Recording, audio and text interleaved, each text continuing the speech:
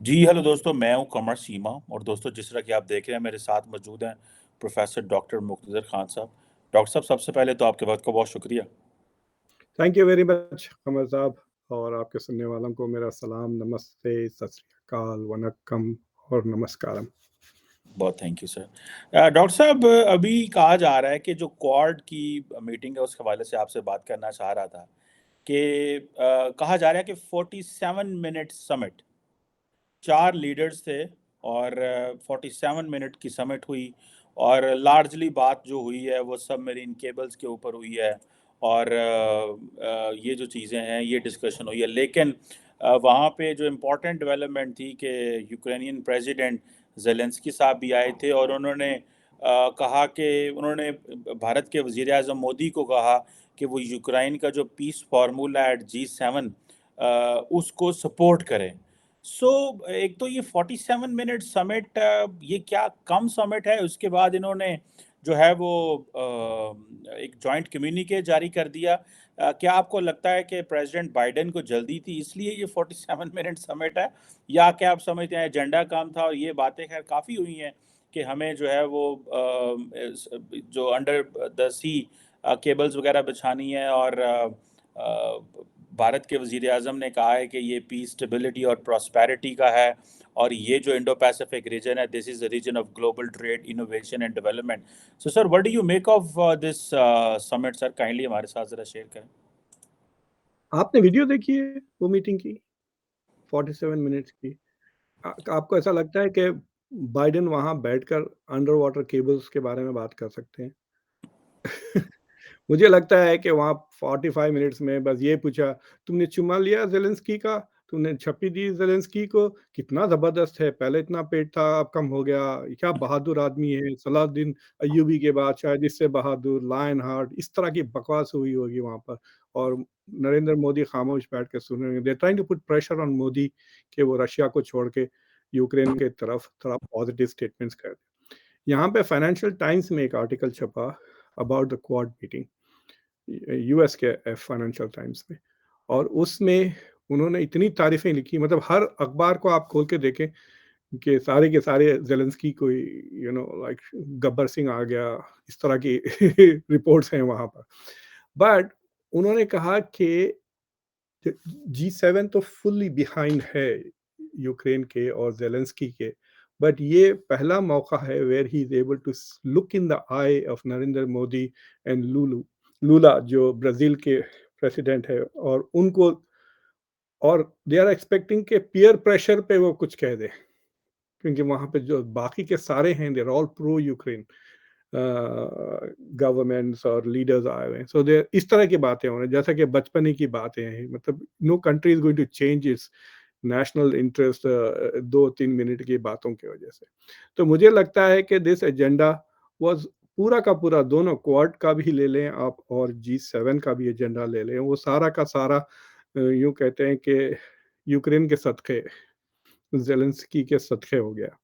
But उनका जो कम्युनिके था, एटलीस्ट दैट वाज इंटरेस्टिंग, कि वो चाइना का नाम लिए बगैर चाइना को काफ़ी डायरेक्टली उसने इशारे किए कि we want to have an Indo Pacific region that is coercion free और इंटिमिडेशन फ्री। यानी ये बेसिकली इन्होंने चाइना को क्लासिफाई कर दिया as an intimidating and coercive power. और अपने प्रेस कॉन्फ्रेंस में अ, मैंने एक दो शोज पे कहा कि Modi should not have gone for this G7, क्योंकि ये जब तक कि ये यूक्रेन यूक्रेन यूक्रेन है, या तो इंडिया की पोजीशन को वो आइसोलेट करेंगे और प्रेशर करेंगे। प्लस आप देखिए जितने भी मेन फोटोग्राफ्स वगैरह आ रहे हैं G7 से, उसमें मोदी की प्रेजेंस नहीं है। G7 is not G7, G7 is G7+1 है। तो एक नॉन एन्यूमरेटेड मेंबर EU भी है। तो आपको जो फोटोग्राफ्स नजर आएंगे जितने भी मेन, उसमें सब के सब जो है सो वो 7 लीडर्स जो, और यूरोपियन यूनियन की प्रेसिडेंट भी है, तो वो ये नजर मैंने आए। हाँ, लेकिन मोदी नजर नहीं आ रहे हैं। सो ये मोदी को मैंने भी बैक नोट बेंचर, किया था। हाँ, तो मोदी जी को इन्होंने सेकंड रो में डाल दिया विथ इंडोनेशिया एंड ब्राज़ील के ये भी थर्ड वर्ल्ड को हमने गरीबों को भी ना आज खाने पे बुला लिया है, इस तरह कर दिया। So that is something he should not have tolerated. और फिर अगर आप वो जो मीटिंग ज़ेलेंस्की की, और मैं आपके सुनने वालों को एक इंटरेस्टिंग टिप देता हूँ कि जो ज़ेलेंस्की के साथ जो मोदी की मीटिंग हुई, उस पे काफ़ी तनकीद इंडिया में बातें हो रही हैं कि टेलीप्रॉम्प्टर नहीं था मोदी को अवेलेबल, इसलिए इट वाज़ काइंड ऑफ अजीब-सा था। लेकिन आप उस वीडियो को दोबारा देखें विद द साउंड ऑफ, और बॉडी लैंग्वेज देखिए इंडियन टीम की,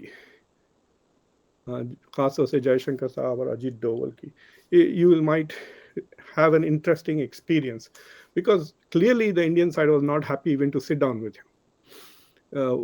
वो तो साफ जाहिर आ रहा था उनकी आवाज बंद कर दें और फिर देखें, you can see from the body language of all of them including the prime minister कि दे वर नॉट वेरी हैप्पी, मुस्कुराहटें बिल्कुल नहीं थी ज़्यादा। सो एक तरह से दिस G7 मीटिंग ने वेस्ट के लिए दो चीज़ें अचीव करें कि काफ़ी ओपन तरीके से इन्होंने सिग्नल भेजा रशिया को कि तेरे को तो नहीं छोड़ने वाले हम। That was a signal to Russia. Sanctions और मजीद टाइट होने वाले हैं रशिया के खिलाफ। बाइडेन हैज फाइनली ओकेड के F-16 की ट्रेनिंग पायलट्स को दे देंगे यूक्रेन की। तो आप देखना हो यूक्रेनियन पायलट्स कितना जल्दी सीखते हैं। अब सब सुपरमैन बने हुए ना आजकल, हर बंदा यूक्रेन का इज अ सुपरमैन। जो लोग आप में 6 महीने में कर सकते हैं वो 6 हफ्ते में कर लेंगे। So they are going to learn how to fly F-16। फिर उसके बाद जो दूसरे मुल्क हैं जैसा कि आई डोंट नो कहाँ से जाएंगे, बल्गेरिया, जर्मनी से या पोलैंड से F-16 दिए जाएंगे ताकि जब काउंटर ऑफेंसिव शुरू होगा then they will have air dominance. देखिए अभी तक बैटल जितने भी हो जमीन पर हो रहे हैं ना, लैंड बैटल्स हो रहे हैं, अर्बन वॉरफेयर चल रही है, but there is no air engagement. और Russia in spite of its big talk of missiles, hypersonic missile, air domination हासिल नहीं किया है over Ukraine. But they are hoping now कि Ukraine will have air domination जब उसके पास F-16 आ जाएंगे। लेकिन हो सकता है इसको आने से पहले जंग ही खत्म हो जाए, राइट? 6 बट जिस तरह से the west is continuing to put pressure, मुझे डर लग रहा है कि अगर इनकी कैलकुलेशंस गलत हो जाए और रशिया एकदम मतलब might do something that it should not do, or so they are trying to push it. Game ये है कि रशिया को कन्विंस कर दे, मजबूर कर दे। आपने अंग्रेजी फिल्म जो आते हैं ना हॉलीवुड से, उसमें देखा आपने अरेस्ट किस तरह से करते हैं ये। अगर एक बंदा है जिसके पास चाकू है तो ये 200 पुलिस वाले भेज देते हैं हेलीकॉप्टर्स के साथ, असॉल्ट टीम्स वगैरह, इतने ज़्यादा बंदूकें आ जाती हैं। सो जिसको कहते हैं प्रीपॉन्डरेंस ऑफ पावर, यानी उस बंदे को मैसेज मिल जाती है कि वो जिंदा तो नहीं बचने वाला। There is no way he is going to escape, there is no way if he starts a fight he is going to win. वो उसी तरह कर रहे हैं रशिया को कि trying to send the message to Russia that you are not going to win this war anyway. अब ये है तुम आज हारो या 2 साल के बाद हारो, उसके बाद हम पनिश तो तुमको करेंगे, तुम जितना तबाह करोगे यूक्रेन को, you will have to pay for it. So that is the message they are trying to say. और इन्होंने सक्सेसफुली इस बात को हाइड कर लिया है एटलीस्ट G7 की हद तक कि यूरोप में उतनी यूनिटी नहीं है जितनी आज नजर आई हमको हिरोशिमा में। आपको पता है कि मैक्रोन भी बीजिंग जाके आए, अब मेरे ख्याल से ऑस्ट्रेलिया के प्राइम मिनिस्टर भी सब जा रहे हैं माथा टेकने के लिए बीजिंग को, फिर यहाँ आके इस तरह की बातें कर रहे हैं। So what has happened, I think ये जो मिडिल रेंज पावर्स हैं, France, Germany, Japan, not so much Japan but Australia, ये फंस गए दोनों। जिस तरह से चाइना के बीच में जिस तरह पाकिस्तान फंसा हुआ है, उस तरह ये चाइना और यूएस के बीच में भी फंस गए। They want to trade with China but डरे हुए हैं चाइना से, and they also want to stay with the US for security reasons. मेरे ख्याल से ये चाइना की डिप्लोमेसी का टोटल फेलियर है और वेस्टर्न डिप्लोमेसी का सक्सेस है कि एशिया के मुल्क चाइना से डरते हैं, क्योंकि बिजनेस तो सब कर रहे हैं। आप देख लें 2022 में China US, China Europe, China Japan, China India, trade सबसे ज़्यादा रहा है। पिछले। So they are all doing business with China, लेकिन अमेरिका के पास जाके क्वाड की बातें हो रही है, G7 का भी फोकस रशिया और चाइना पे ही था। दैट इज बिकॉज कि वो इट्स लाइक सेइंग कि आप वो दुकान पे जाके दूध तो ले रहे हैं, लेकिन आपको दूध वाले से डर हो रहा है कि मेरा हाथ ना खा जाए, right? That is the thing that China has created. It's a failure of China's diplomacy. तो G7 in a way जो यूक्रेन के फैंस हैं और यूक्रेन के लिए एकदम इमोशनल और मोटिवेटेड है, उनके लिए this was a very good summit. और India is trying to say it was great, but I don't think it was as good a summit for India जितना से फॉर एग्जांपल G20 जो Indonesia में हुआ था, या SCO जो समरखंड में हो। एट होम तो खैर इंडिया इज किंग, बट जब आप दूसरे पिच पे बैटिंग करते हैं तो कभी कभी गोला ज्यादा स्विंग होता है। सो उस तरह यहाँ पे हिरोशिमा में Modi was not at the centre of the affairs. हालांकि कहते हैं कि आजकल all eyes are on India, Hiroshima में all eyes were on Zelensky. बिल्कुल सही। अच्छा डॉक्टर साहब ये बताइएगा कि ये जो ब्राज़ील इतना क्यों इम्पोर्टेंट है फॉर यूक्रेन? उसकी वजह ये है कि जैसे फॉर एग्ज़ाम्पल आपने भी ज़िक्र किया ये जो प्रेसिडेंट लुला डा सिल्वा हैं, इन्होंने कहा था कि एक पीस ग्रुप बनना चाहिए यूक्रेन के हवाले से। तो हालाँकि जो अमेरिका के जो यूएन नेशनल सिक्योरिटी काउंसिल के स्पोक्सपर्सन है जॉन किर्बी, उन्होंने रिसेंटली कहा था कि ये जो प्रेसिडेंट लुला है ये he is parroting Russian and Chinese propaganda. ये जो ब्राज़ील क्यों इतना इम्पोर्टेंट है फॉर यूक्रेन और ये अमेरिका जो है वो क्या महसूस कर रहा है कि ब्राज़ील इसके वो इन्फ्लुएंस से निकल रहा है, पर्टिकुलरली जो बातें उन्होंने बीजिंग से निकलते हुए की थी लास्ट टाइम? अगर आप 1990s में फॉलो कर रहे थे इंटरनेशनल अफेयर्स, मेरे ख्याल से आप तो स्कूल में थे होंगे, but Lula was a very big man. Brazil भी बहुत बड़ा था। वर्ल्ड सोशल फोरम नाम के एक alternative to World Economic Forum बन गया था। तो वर्ल्ड सोशल फोरम की जो मीटिंग हुई थी ब्राज़ील में, it was one of the big success for the global left of centre. आपको पता है यहाँ पर भी सियाटल में, वॉशिंगटन में 1990s के एंड के करीब वर्ल्ड बैंक के खिलाफ, IMF के खिलाफ, वर्ल्ड इकोनॉमिक फोरम के खिलाफ, न्यू लिबरल इकोनॉमिक्स के खिलाफ काफ़ी प्रोटेस्ट हो रहे थे। यूरोप में भी हो रहे थे, यहाँ तक कि लाठी चार्ज, इस तरह की वाटर कैनन्स वगैरह।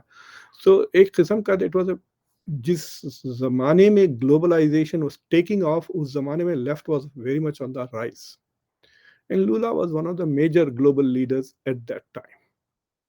और Brazil was doing economically great. तो देखिए आप, ये जो ब्रिक्स में ब्राजील पहले आता है। So Brazil, Russia, India, China, these are the non western economies which are all booming. अगर आप देख रहे हैं 2005 साल में इंडिया वाज लाइक 1990 से लेके 2006-7 तक India was growing at 9 and 10%। China was also growing at around 9%। Russia तो एक मतलब it was becoming the major source of energy for Europe उस जमाने में। तो ब्राजील की इकोनॉमी वाज आल्सो डूइंग। ये जो आया ना कंजर्वेटिव बात में, उसने लूट लिया, करप्शन भी बहुत बढ़ गया, तो मुल्क खुद सेल्फ गोल्स बहुत कर लिए ब्राजील ने। वरना Brazil is one of the important countries. Brazil should be in every G10।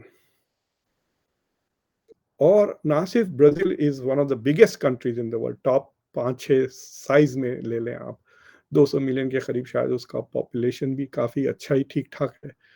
But it is also the leader of the Global South Latin America में। लैटिन अमेरिका का Brazil is a major leader. So in that sense it was very important कि अगर आप global south की countries की बात करें, then they are Indonesia, India and Brazil are the main countries in leadership position. China को छोड़ दें, चाइना चाइना ना इधर है ना उधर है पूरी तरह से। So in that sense Brazil is very important. और ब्राज़ील के पास अब उतने रिसोर्सेस नहीं है उतना, और उसकी डिपेंडेंसी ऑन चाइना बढ़ते जा रही है। तो इसलिए भी ऐसा लग रहा है। एंड दीज कंट्रीज, ना सिर्फ ब्राज़ील बट अर्जेंटीना वगैरह, इन्होंने अमेरिका की पोजीशन नहीं ली towards Ukraine, because America has stopped helping these countries. अब अमेरिका देता कम है, डिमांड ज़्यादा करता है। ये करो मेरे लिए, वो करो मेरे लिए, ये करो, पहले कहता था यार यार जाओ अपने लिए महीने का राशन ले लो और मेरे लिए आते-आते सिगार्स लेकर आ जाओ। अब कहता है जाओ सिगार्स लेकर आओ और फिर कुछ देता भी नहीं है, पैसे भी नहीं देते और आप सोच रहे हैं मैं सिगार खरीद के लाऊँगा फिर will he repay me? So America का ऐसा प्रॉब्लम हो गया है with regards to South America and other parts of the world, it is giving less, demanding मोर।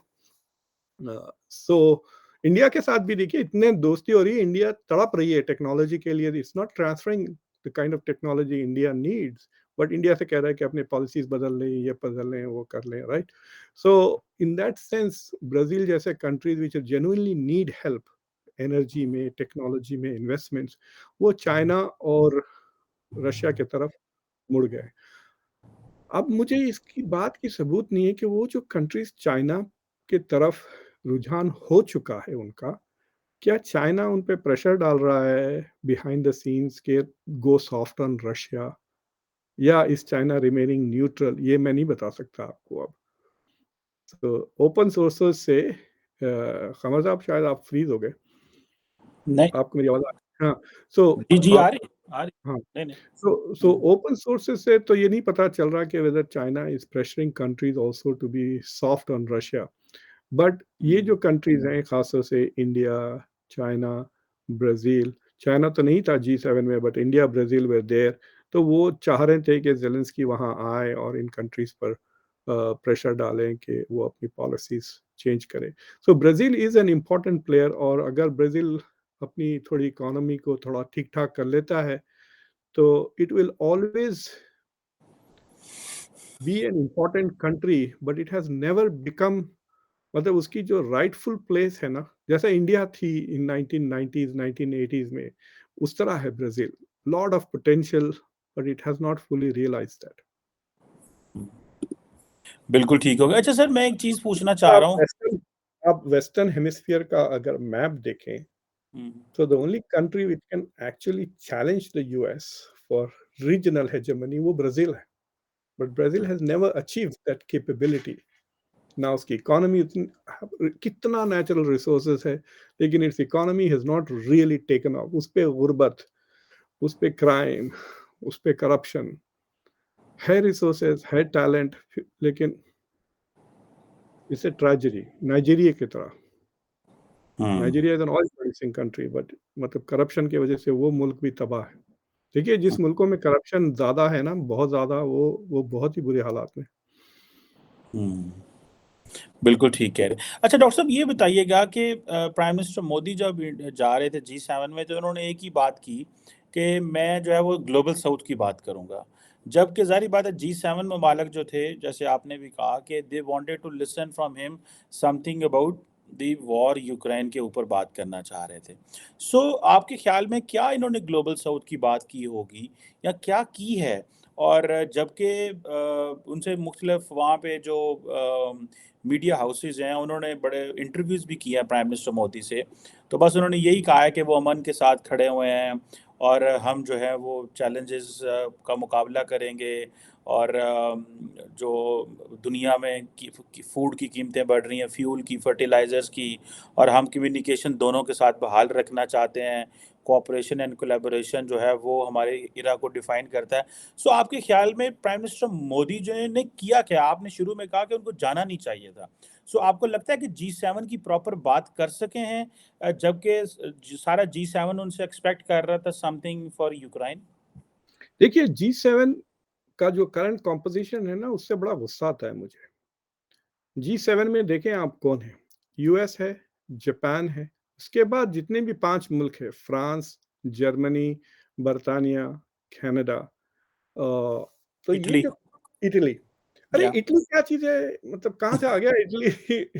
उसको ले 1.8 उसका ट्रिलियन डॉलर उसकी, मतलब टेक्सास से भी छोटा है वो, उसको G7 में लेकर आ गए। तो ये जो बाकी के 5 है ना, वो इंडिया से बहुत छोटे हैं।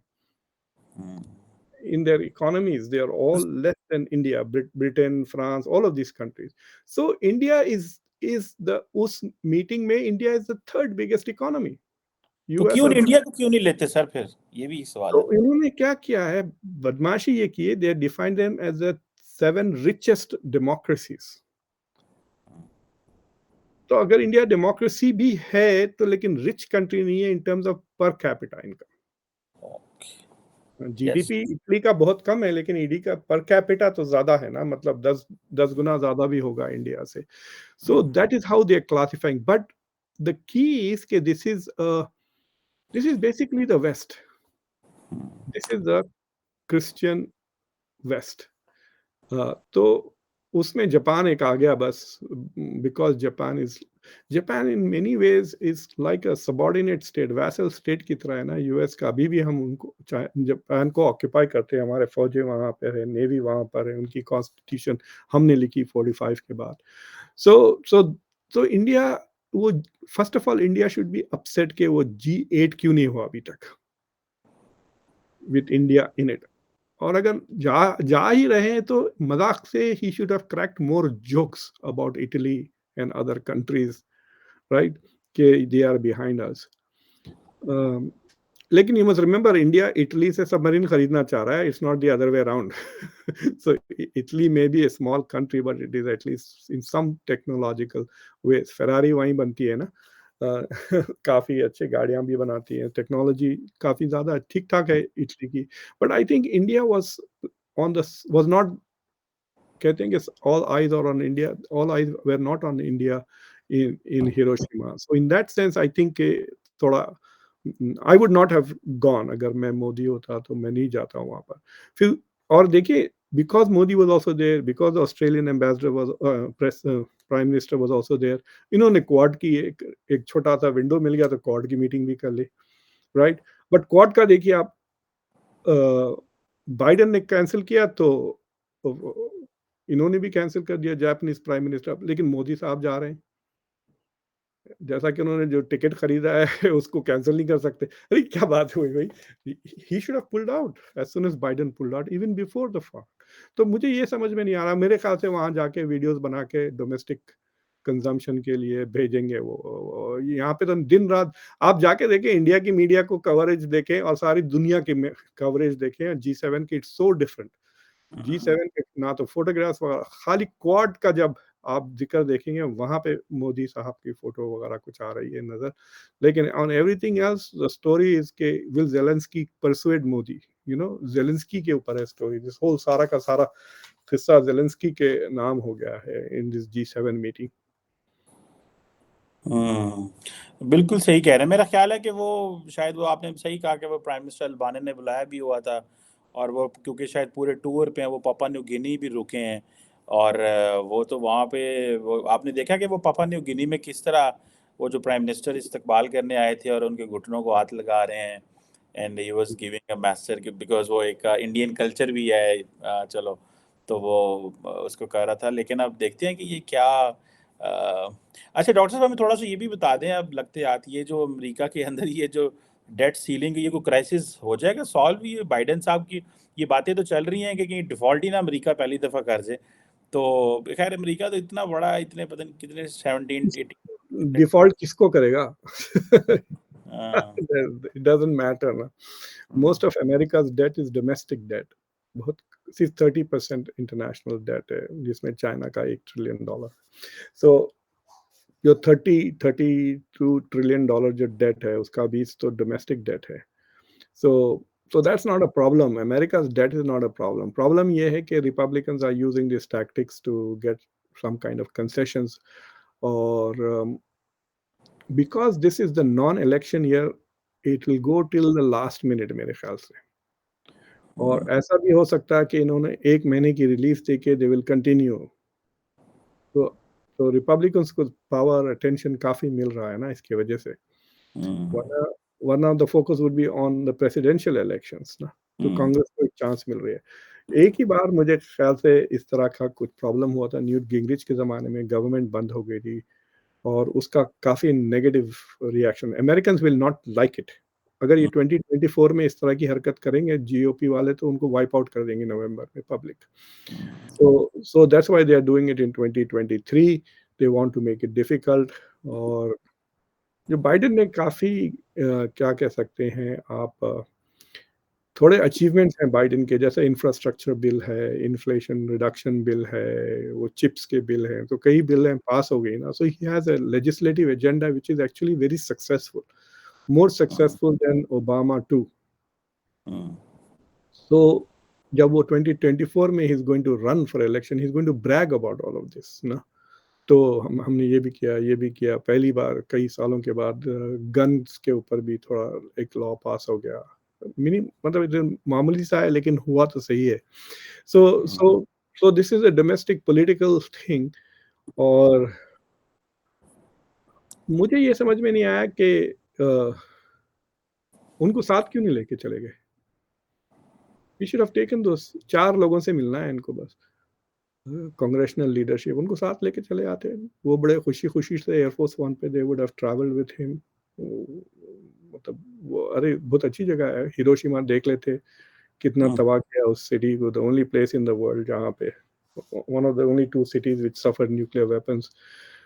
थोड़ा हिस्ट्री भी पढ़ लेते कि किसने ड्रॉप किए वो bomb. So he should have taken them along, वहीं नेगोशिएशंस करते हैं, फिर वहाँ से ऑस्ट्रेलिया जाके आ जाते हैं। But I don't know what the thing is. या हाँ, बिल्कुल सही कह रहे हैं। लेट्स सी कि इसमें ज़ाहिर बात है, आपने कहा कि ये इलेक्शन ईयर नहीं है तो लास्ट मिनट तक ये चलेगा। लेट्स सी इसमें क्या निकलता है। लेकिन आपकी बात सही है कि ज़्यादातर तो इंटरनल डेट है सारा, तो एक्सटर्नल तो है कोई नहीं है। और G7 के हवाले से भी आपने बड़ी इंपॉर्टेंट बातें की कि प्राइम मिनिस्टर मोदी के हवाले से, और इसको G8 हो जाना चाहिए या इसकी कंपोजिशन बदलनी चाहिए। ये बड़ी इंपॉर्टेंट एक डेवलपमेंट होगी अगर इसकी कंपोजिशन बदलती है। और मेरा ख्याल से जर्मनी एंड फ्रांस भी बड़ी सारी रुकावट डालते हैं कि शायद हमें नॉन वेस्टर्न ममालिक, जापान को तो चले ले लिया, लेकिन वो भी सर उनके बारे में भी है कि दे डोंट लाइक कि इंडिया या कोई और जो सिविलाइजेशंस हैं वो हमारा हिस्सा बने, because they are not, they are not, वो हम में से नहीं है ना। एक ये भी एक तासुर है। डू यू थिंक ये तासुर है सर, ये हाँ, यूरोप? बिल्कुल है। आप देखिए देखिए, फर्स्ट ऑफ ऑल आपने कभी नोटिस किया कि कोई डिस्कशन नहीं हो रहा कि there are only white main.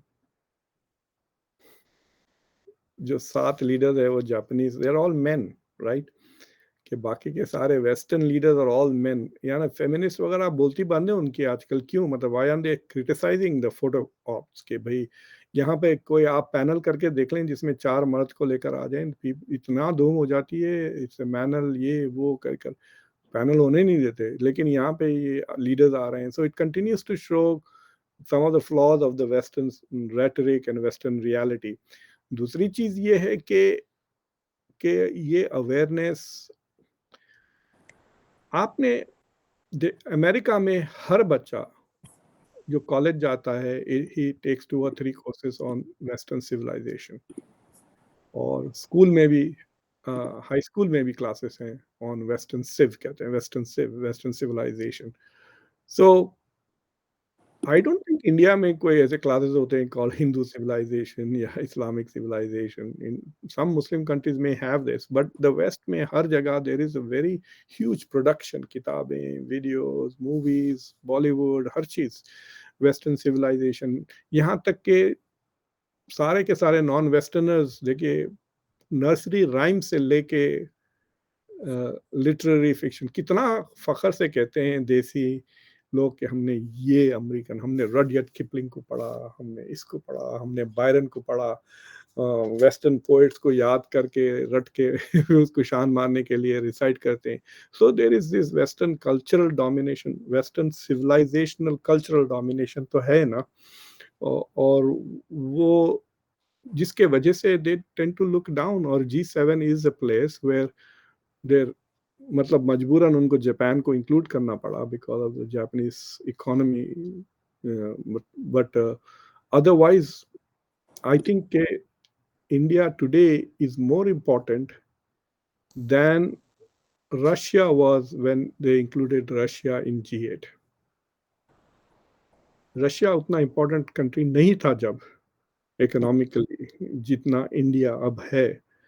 So I think, I don't know why वहां पे जयशंकर साहब कुछ ना कुछ मीडिया वीडिया को एक आध छोड़ के आनी चाहिए थी पूरी, कि this should have been G8 कहकर। बिल्कुल सही। लेट्स सी इसका फाइनल जब मोदी साहब वापस आते हैं तो क्या होता है, किस तरह की चीज़ें आइंदा भी होती है। Thank you very much professor doctor Mukhtar Khan साहब sir, it's always pleasure talking to you sir. Thank you very much Kamal साहब। Thank you.